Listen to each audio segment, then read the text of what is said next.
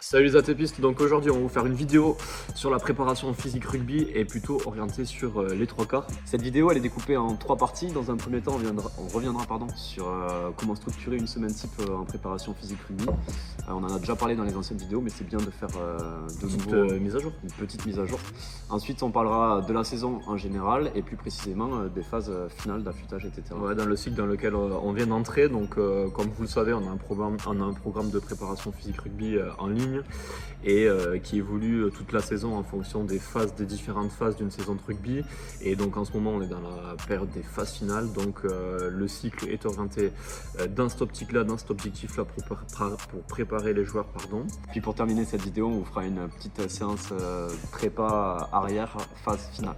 Made in ATP comme on faisait avant dans les vidéos qu'on a un peu laissé tomber. Donc là on va reprendre, il y aura 4 exercices qui constitueront la séance, et il y a Johan qui devrait pas tarder à arriver, donc on espère que Johan, qui est notre ambassadeur, et on espère pouvoir le filmer et mettre ses exercices dans la suite de la vidéo.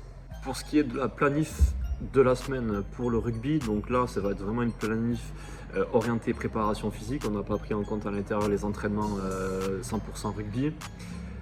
Il y a beaucoup de séances, mais le but c'est de sélectionner les séances et d'optimiser votre semaine d'entraînement en fonction de si vous avez eu match la semaine d'avant ou si un match arrive. Le lundi, en général, c'est récupération active si vous avez joué le week-end d'avant.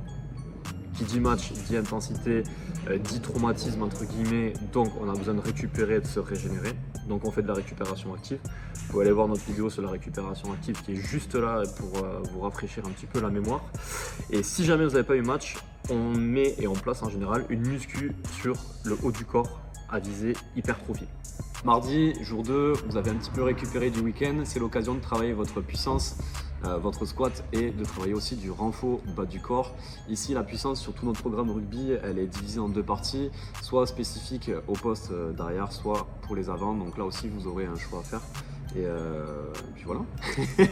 Tout est modelé et tout est calculé en fonction. Voilà, le développement de la puissance chez un avant ou chez un trois quarts ne va pas avoir les mêmes modalités. Et en fait, le principe de l'individualisation de la puissance dans ce programme, ça va être vraiment de bien calibrer en fonction de votre poste la puissance que vous allez avoir besoin de travailler. Le mercredi, c'est très simple. On refait un petit coup de puissance, plutôt sur un pattern orienté sur le push sur le haut du corps, donc par exemple du push press, un petit peu d'haltéro, etc. Ça peut être aussi en fonction du cycle et de la saison orienté sur la pliométrie. Et surtout, ça va être la grosse séance muscu de la semaine, surtout si vous n'avez pas pu la faire lundi vu que vous étiez en récupération active. Mais là, mercredi, poum, on envoie, c'est la grosse séance pec dos. Le jeudi, c'est une séance où vous allez pouvoir choisir plusieurs choses. Ce serait soit de récupérer des séances que vous n'aviez pas faites les jours précédents, donc c'est l'occasion de les caler à ce moment-là, soit c'est le moment de travailler votre cardio avec un bon conditioning, une bonne mise en condition qui vous servira ensuite sur vos matchs pour tenir pendant 80 minutes non-stop. Conditioning qui est souvent à base de course à pied en fait, et sans forcément intégrer du cross-training par exemple, pour pas créer trop de fatigue. On est assez proche du match. Vendredi, on est proche du match. L'objectif là sur cette séance, c'est de vous stimuler nerveusement et physiquement afin que vous soyez le plus frais et activé possible pour pouvoir ensuite performer sur vos matchs du samedi ou du dimanche. Donc vous allez pouvoir travailler votre explo, mais aussi des renforts spécifiques au poste. Mathieu, je te laisse peut-être.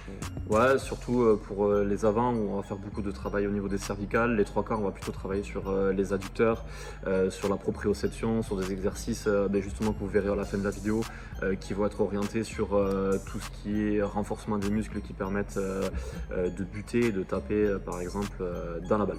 Donc le samedi en général c'est soit match soit rien. Et si vous n'avez pas match de tout le week-end, le samedi en général c'est une autre séance de muscu avec une composante orientée sur le dos et la chaîne postérieure, notamment avec du soulevé de terre, très utile chez les avants, mais pas non plus inutile chez les trois quarts, parce que pour renforcer les fessiers, les ischios et puis le deadlift, c'est un mouvement important, il faut le travailler.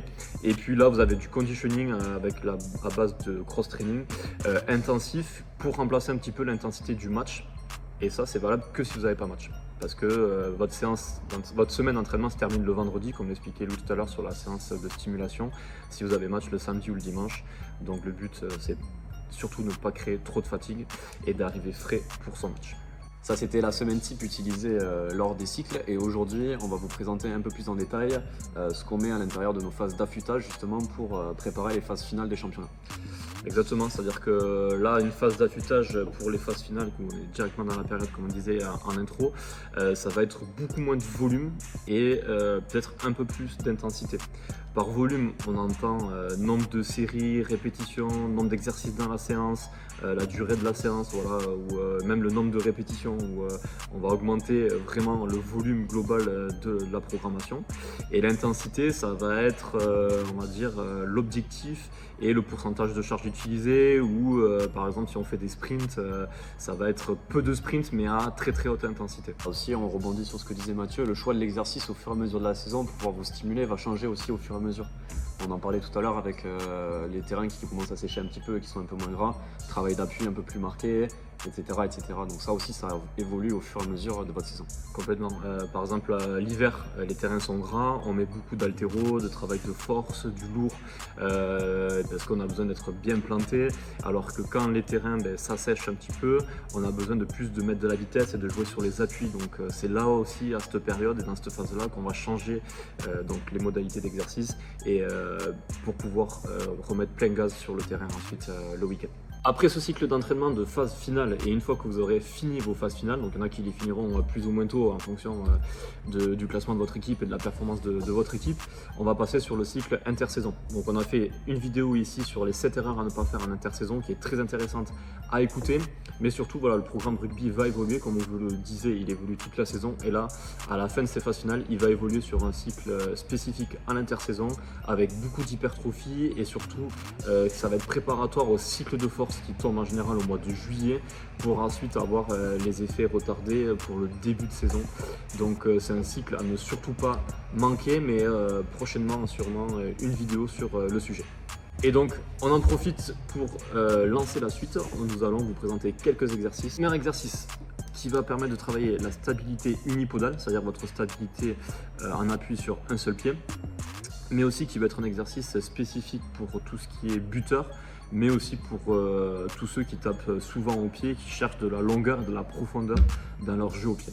Donc l'exercice, il est très simple. On va être en appui, une jambe sur une surface instable, un coussin à picot, un bosu. Donc on ne parle pas de proprioception, là on va vraiment chercher un travail pur d'équilibre et de stabilité. Et avec la jambe qui est libre, on va réaliser des flexions de hanche avec une charge si c'est possible. Donc on peut utiliser une haltère, une KB ou un élastique pour rajouter de la tension. Cet exercice est très bien pour travailler son alignement, la force de son fléchisseur de hanche, donc le psoas, et sa stabilité unipodale. On va réaliser 5 séries de 5 à 8 répétitions par côté. Pour le travail de puissance, on va réaliser un contraste de charge, on en a parlé sur notre vidéo sur la puissance disponible juste ici, avec une trap bar. Donc la trap bar, c'est une barre hexagonale dans laquelle on se place à l'intérieur pour réaliser nos répétitions. Ici, on fera du deadlift enchaîné avec du jump shrug, enchaîné avec des broad jump. On fera 5 deadlift avec la barre chargée, on prendra le temps de décharger les deux côtés pour effectuer nos jump shrug, il y en aura 5 aussi, et ici on prendra 30 secondes de récup avant d'enchaîner avec nos broad jump. L'objectif c'est vraiment d'aller chercher le plus loin possible et de finir cette extension de hanche pour générer le plus toujours de puissance sur nos exercices. L'autre objectif aussi est d'éviter de s'écraser au sol et de bien rebondir. Finir, et surtout dans cette phase de préparation aux phases finales, ce qui est important c'est de faire de la prévention de blessures, et donc on peut faire un petit circuit où on va travailler adducteur, ischio et surtout le gainage. Donc 3 exos vraiment très simples. Le premier c'est du single leg hip thrust, donc là on est sur un renforcement ischio-fessier pur et dur. Deuxième exo, ça va être du rotational box step up, donc ça c'est un très très bon exercice pour vraiment travailler votre adducteur et sa capacité à réaliser une rotation. Donc là il y a un gros engagement, et c'est vrai qu'il est très intéressant surtout pour le rugby où souvent on a des gros appuis où les adducteurs sont très souvent impactés. Et le dernier exercice pour le gainage, ça va être des climbers pause classique avec un élastique. Pourquoi cet exercice? Parce qu'il permet de bien engager la sangle abdominale, et surtout on vient re-solliciter le fléchisseur de hanche qui est un muscle très important pour sprinter et donc pour les 3/4 en rugby. Si jamais le style de séance spécifique rugby made in ATP vous intéresse, dans la description on vous met le lien de notre programme en ligne. Donc c'est un programme où il faut s'abonner. Tant que vous êtes abonné, vous allez payer votre abonnement et le jour où vous l'arrêtez, il suffit de résilier et tous vos paiements s'arrêteront. Vous avez une option 3 séances ou 5 séances par semaine. 3 séances, vous êtes sur le bouclier d'argent. 5 séances, vous êtes sur le bouclier or. Vous retrouverez des séances qui changent très régulièrement. Un programme, comme on l'a dit et comme on le répète, qui évolue durant toute la saison. Donc il y a des gens qui le suivent depuis 1 an maintenant et qui du coup progressent et suivent l'évolution du programme au fil de l'évolution de leur saison.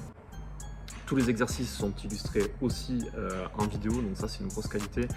Comme ça vous pouvez voir vraiment tout ce que vous devez faire et comment bien le réaliser. Tout ça imprégné de la marque Made in ATP avec des exos qui sont fonctionnels et que vous ne retrouverez pas forcément dans vos salles classiques avec du bench et des tirages. Ouais, parce que la préparation physique rugby, c'est pas que du bench et du tirage. Si vous voulez être performant sur le terrain, il faut travailler des qualités physiques spécifiques au rugby et notamment la puissance, la stabilité et également et surtout votre gainage. Si cette vidéo vous a plu, on vous invite à lâcher un petit like, à nous mettre en commentaire ce que vous en avez pensé juste en dessous et à vous abonner à la chaîne si ce n'est pas déjà fait. En attendant, on vous dit à la bientôt prochaine. et Voilà, à la semaine prochaine.